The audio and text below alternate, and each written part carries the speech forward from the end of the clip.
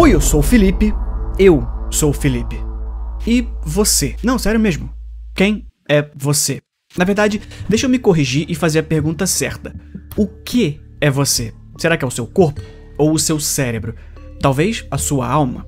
Um cara que se interessou por essa questão, ou pelo menos por uma questão bem parecida com essa, foi Plutarco. O filósofo e historiador grego escreveu uma série de biografias conhecidas como Vidas Paralelas. Uma delas conta a história de Teseu, o fundador da cidade de Atenas. Pelo menos na sua versão mitológica, porque parte da história envolve o herói e seu exército viajando de barco até a ilha de Creta, porque Atenas havia sido forçada a enviar rapazes e moças para o lugar como um sacrifício ao Minotauro, uma criatura meio humana, meio touro, em um labirinto. Teseu, então, se ofereceu para ir lá resgatar as crianças. O cara foi lá, matou o Minotauro, resgatou as crianças e, de quebra, ainda levou a filha do rei com ele, um verdadeiro Shed grego. Mas o enigma começa de verdade muito tempo depois, porque o navio se tornou uma grande lembrança do feito heróico de Teseu. Por isso, a população ateniense resolveu preservá-lo, mas o tempo é implacável. Conforme os anos foram se passando, a madeira foi se deteriorando, e se não fizessem algo a tempo,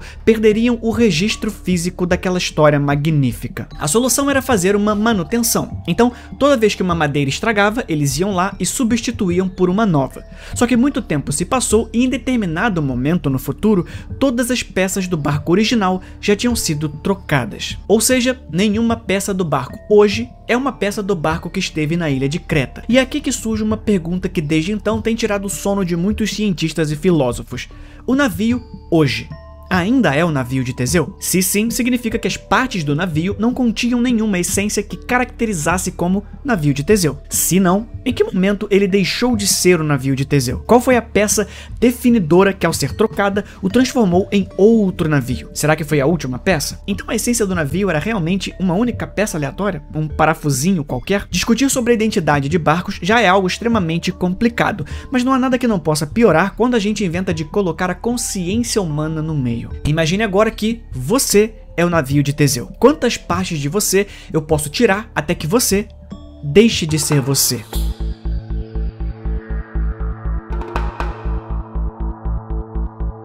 Vem comigo nessa viagem e imagina que o seu cérebro é um navio de Teseu. Com uma tecnologia ficcional, pelo bem do nosso experimento mental, nós conseguimos pegar as células do seu cérebro, uma a uma. E assim como no navio de Teseu, nós vamos te reconstruindo. Tira uma célula e coloca outra igual no lugar.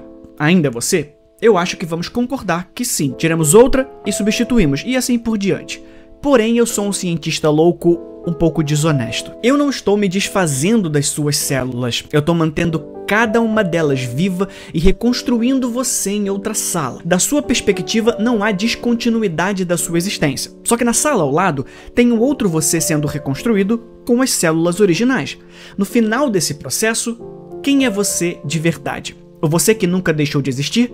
Ou o novo você que agora detém todo o seu material original? Eu sei que isso parece a trama de algum filme de ficção científica, mas está muito mais perto da realidade do que você imagina. Se você sabe o básico de como seu corpo funciona, sabe que as células que constroem você têm uma data de validade. Essa é a importância da tal da mitose das aulas de biologia que você não prestou atenção. Então, se o corpo inteiro está criando versões novas de si mesmo e se renovando, isso significa que, de tempos em tempos, você está passando por uma versão do navio de Teseu na vida real. As células que compõem você hoje não são as mesmas células que compunham você de 7 anos atrás. Pelo menos é o que eu vi no Zap. Porque, na verdade, não é bem assim que funciona. Sim, mais ou menos a cada 7 anos, boa parte das células do seu corpo se renovam, mas tem um monte de coisa que simplesmente não quer se renovar. Já outras que simplesmente não podem. A cóclea, por exemplo, é uma das partes mais importantes do seu corpo para que você seja capaz de ouvir, e a sua importância se traduz na sua complexidade. São etapas tão específicas no desenvolvimento do embrião que o corpo simplesmente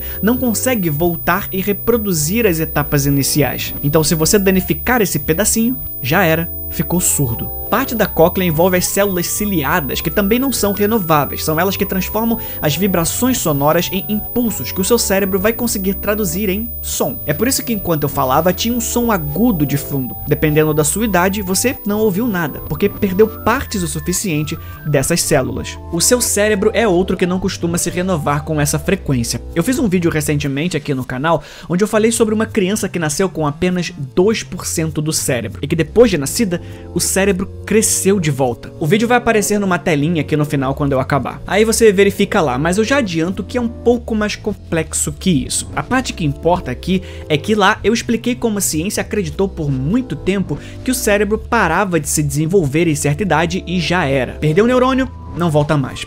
E até certo ponto isso é verdade, mas hoje sabemos que de vez em quando o cérebro gera algumas células que são destinadas para lugares específicos. Ainda assim, uma vez formado, o seu cérebro permanece praticamente o mesmo estruturalmente até o seu último dia na Terra. E tem também um pedaço do seu cérebro que não se renova por um motivo bem bizarro. Claro, o olho não é literalmente uma parte do seu cérebro, ambos fazem parte do sistema nervoso, mas você já parou para pensar que essa coisinha milagrosa dentro dessas paredes duras de crânio que você tem aí pode ser acessado por duas bolas molengas e molhadas através de uns pequenos fios? Doideira, né? Ainda mais porque para essas duas bolas molengas funcionarem, elas precisam de lentes, que são como uma estrutura minúscula composta de células, exatamente como as células do resto do seu corpo funciona, exceto por um pequeno empecilho. Ao contrário das outras células, essas do cristalino precisam ser transparentes para que a gente possa ver corretamente. As células vivas, porém, não são naturalmente transparentes.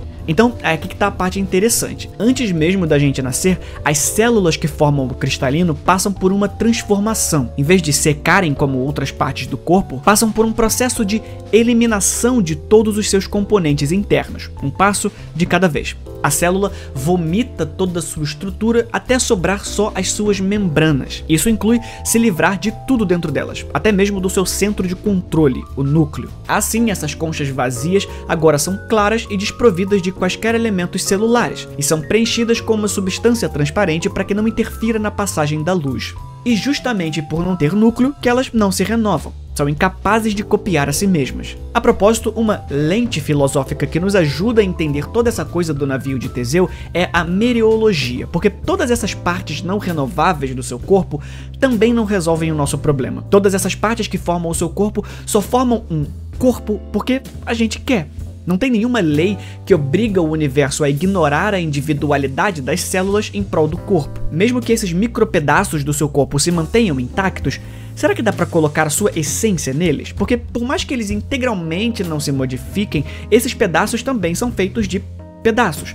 Por mais que essas células não se renovem como um todo, assim como as outras, elas ainda são células ativas, o que significa que elas ainda metabolizam, elas ainda reconstroem suas membranas, ainda reconstroem suas proteínas, ou seja, ainda que essas células te pareçam um porto seguro nesse dilema, as próprias células em si são um navio de Teseu. O material do qual é formado as proteínas das células também estão sujeitas ao decaimento. Então a mereologia é o campo que vai estudar como as coisas são compostas de partes e como essas partes se unem para formar um todo.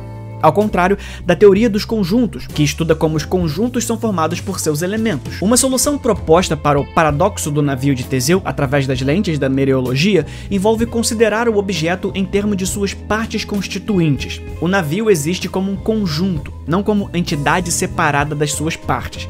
Se dividirmos o navio em seus componentes individuais, como tábuas, pregos e outros elementos, a gente pode analisar a substituição dessas peças ao longo do tempo. Dentre a galera que estuda a mereologia, existem os essencialistas. Eles acreditam que as coisas existem não apenas pela organização das suas partes, mas pelas suas partes essenciais em si. Essas são as partes sem as quais o objeto deixaria de existir ou perderia a sua identidade. No caso do navio de Teseu, as partes essenciais poderiam ser aquelas que formam a estrutura do navio, aquelas que não podem ser removidas primeiro, já que seriam elas que descaracterizariam a identidade do navio.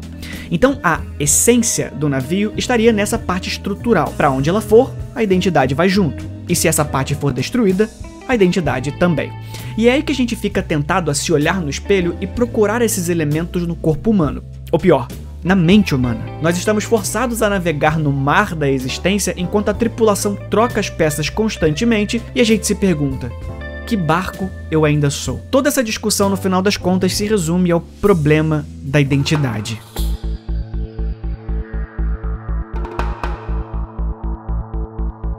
O problema da identidade é também um problema da língua. Para o universo, só existe o universo. Quem inventou de chamar as coisas de coisas individuais fomos nós.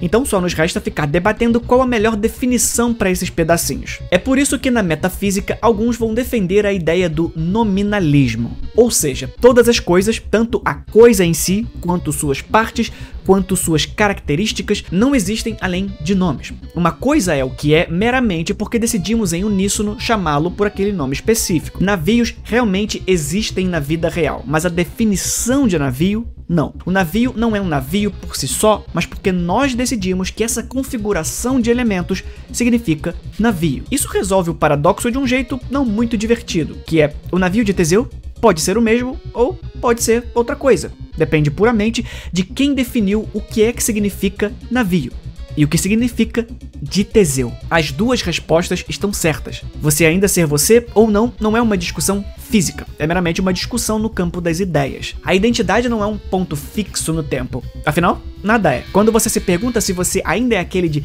10 anos atrás, a pergunta sequer faz sentido, porque quem está fazendo a pergunta é você, e não você de 10 anos atrás. O importante aqui é a ideia de unidade, ação e síntese. Esses não são apenas elementos que ajudam as coisas a permanecerem iguais ao longo do tempo, mas são ainda mais importantes do que as coisas reais que as compõem. A identidade não pode ser verificada por elementos, mas a forma como esses elementos interagem, física, espacial e psicologicamente. E perceba que o termo que eu estou usando aqui, a forma, é genérico e abstrato demais, e é de propósito. O Aristóteles vai fazer uma distinção entre essência e acidente. A essência é o conjunto de propriedades que definem algo. Já o acidente são as características que algo possui, mas não definem. São as características acidentais. E é aqui que a identidade começa a tomar forma real. Algumas coisas sobre o navio, como suas propriedades específicas ou materiais de que é feito, podem não ser essenciais para o que o torna um navio. Enquanto ainda puder fazer o que um navio faz e tiver potencial para fazê-lo, ele não deixa de ser um navio, mesmo que mude um pouco ao longo do caminho. Então, quem definiu o navio como de Teseu foi o povo de Atenas. Mais do que o barco que navegou, é um barco que se tornou símbolo. Se o navio nunca deixou de ser visto como o navio de Teseu, essa é a propriedade essencial, não seus materiais físicos. Retire a ideia de navio de Teseu e torne-o apenas navio. E você não tem mais a identidade. Você tem um amontoado de madeiras e pregos sem significado. É só um barco, como qualquer outro barco. O que encerra o vídeo não com uma solução, mas com uma provocação. Use essa ideia para tudo ao seu redor. Talvez não somos quem achamos que somos. Talvez sejamos apenas o que construíram da gente. Você é só uma pessoa, como qualquer outra.